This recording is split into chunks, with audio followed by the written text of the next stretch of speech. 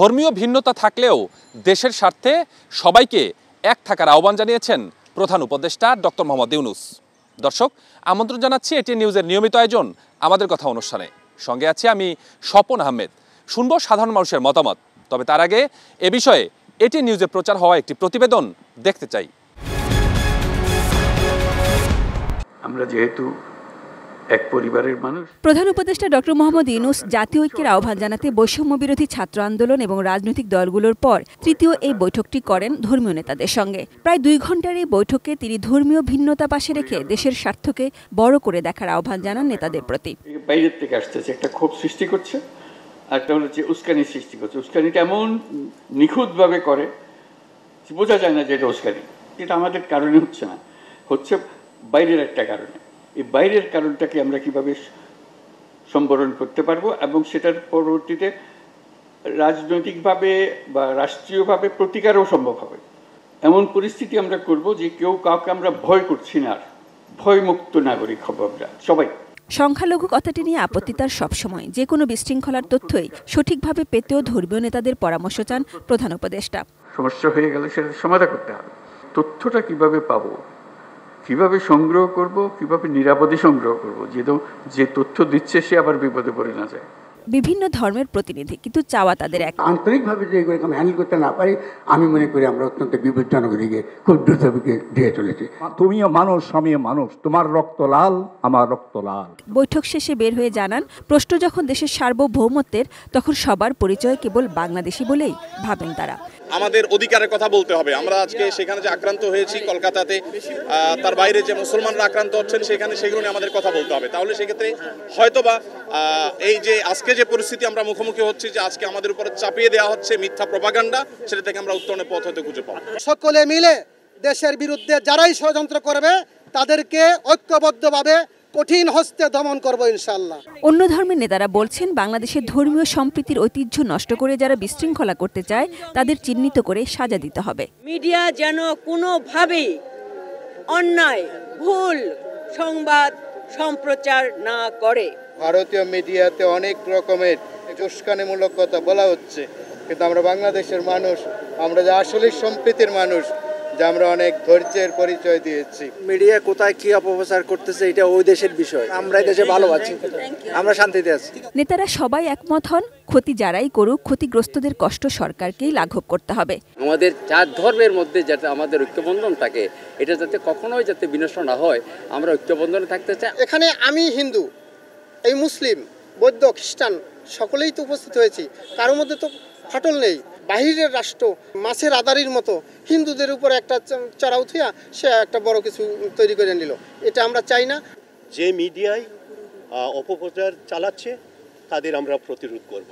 উপদেষ্টা মাহফুজ আলম প্রধান উপদেষ্টার বরাতে জানান, ভারতের আগ্রাসী মনোভাব নয়, বরং নিজেদের একতার শক্তির চর্চাটাই ধরে রাখতে চায় সরকার। কোনো ধরনের রিয়াকশনারি কাজ এই সরকার করবে না, কোনো ধরনের হটকারিতা এই সরকার আশ্রয় দিবে না, প্রশ্রয় দিবে না, বরং আমরা যত বেশি ন্যাশনাল কনসেনসাস ক্রিয়েট করা যায় সেই দিকে আমরা এগোবো। ভারতীয় আগ্রাসনের চেয়ে আমাদের কাছে মনে হয়েছে, এটা আমাদের দৃষ্টিভঙ্গি, গভর্নমেন্টের দৃষ্টিভঙ্গি, যে আমাদের নিজেদের শক্তি কতটুকু আমরা বৃদ্ধি করতে পারি। Sajida Sweety, ATN news, Dhaka. প্রতিবেদনটি আমরা দেখলাম। এবারে চলুন এ বিষয়ে সাধারণ মানুষ কি বলছে তা জেনে নেওয়া যাক। একটা দেশের বিভিন্ন ধর্মের মানুষ থাকতে পারে, কিন্তু দিন শেষে কিন্তু এই দেশটা আমার, আপনার, আমাদের সবার। তো এই দেশের সার্বভৌমত্ব এবং সব কিছুর বিষয়ে যদি আমরা পর্যবেক্ষণ করে যদি আমরা এক হয়ে কাজ করতে পারি, তাহলে আমার মনে হয় ভালো একটা কিছু হবে।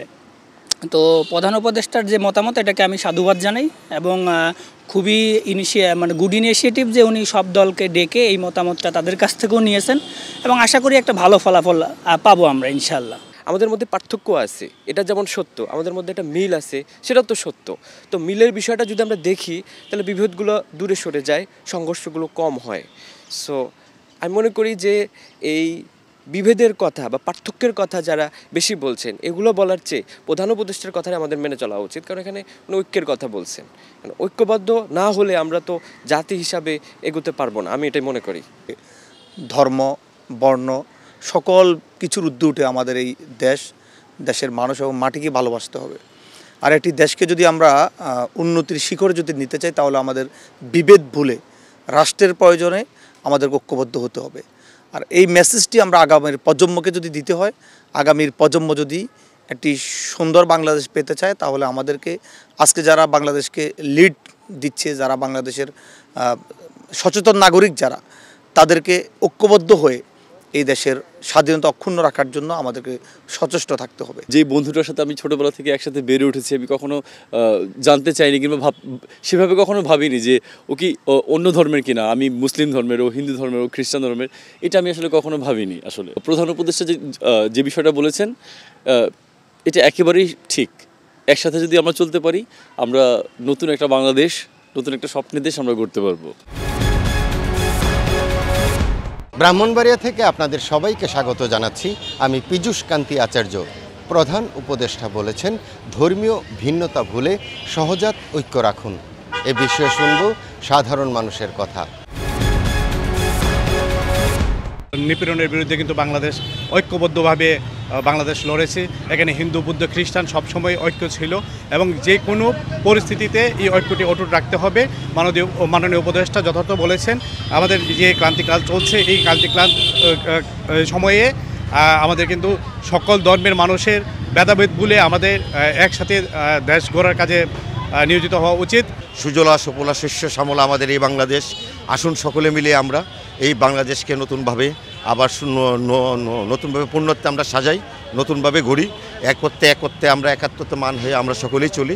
এই ক্রান্তি লগ্নে আমাদের এখন ভেদাভেদটুকু ভুলে গিয়ে আমাদের নিতান্তই আমাদের প্রয়োজন একাত্মতা পোষণ করে সকলে মিলে একযোগে কাজ করা। আমরা সবাই বাংলাদেশি এবং আমরা বাঙালি। আমাদের এই জায়গায় ধর্ম নিয়ে কোনো ভেদাভেদ থাকবে না। আমরা সবাই একত্রে বাংলাদেশে শান্তিতে বসবাস করতে পারি এবং যাতে থাকতে পারি। আর এটা নিয়ে কেউ যাতে রাজনীতি না করে, ধর্মীয় ব্যাপার নিয়ে এদিকে সরকারকে সজাগ থাকতে হবে। মাননীয় প্রধান উপদেষ্টা যে কথাটি বলেছেন যে ধর্মের ভিন্নতা থাকতে পারে কিন্তু জাতি হিসেবে আমরা ঐক্যবদ্ধ, এই নিয়ে কি ভাবছেন নারায়ণগঞ্জের সাধারণ মানুষ, সেটি আজকে আমরা তুলে ধরছি আমাদের কথায়। কারণ আমার ধর্ম বর্ণ নির্বিশেষে আমাদের প্রথম পরিচয় আমরা বাঙালি। এই দেশটা আমাদের, এই দেশ রক্ষা করার দায়িত্ব আমাদের। আমাদের এই দেশকে রক্ষা করতে হবে। এখানে ধর্ম বর্ণ বিভিন্ন শ্রেণীর পেশার লোক থাকবে, বিভিন্ন মতামত থাকবে, বাট আমাদের উদ্দেশ্য হচ্ছে আমাদের দেশকে সেভ করা। আমাদের দেশে কোনো পরাশক্তি যাতে এই দেশের উপর কোনো কেরমেই যেন কোনো কিছু করতে না পারে, ওই ঐক্যবদ্ধ হয়ে আমরা সেটা দমন করব, ঐক্যবদ্ধ হয়ে। হিন্দু, মুসলিম, বৌদ্ধ, খ্রিস্টান যারাই আছে দেশের কল্যাণে একত্রিত হয়ে যে কোনো কাজ করা ভালো। যেমন ৭১ আমরা দেখেছি সবাই ঐক্যবদ্ধভাবে দেশের জন্য কাজ করছে, আমরাও সেটাই চাই। দর্শক, এই ছিল আমাদের কথার আজকের বিষয়। এতক্ষণ আপনাদের সঙ্গে ছিলাম আমি স্বপন আহমেদ। আবারও নতুন কোনো বিষয় নিয়ে নতুন কোনো জায়গা থেকে যুক্ত হব। ততক্ষণ পর্যন্ত ভালো থাকুন, সুস্থ থাকুন আর দেখতে থাকুন এটিএন নিউজ।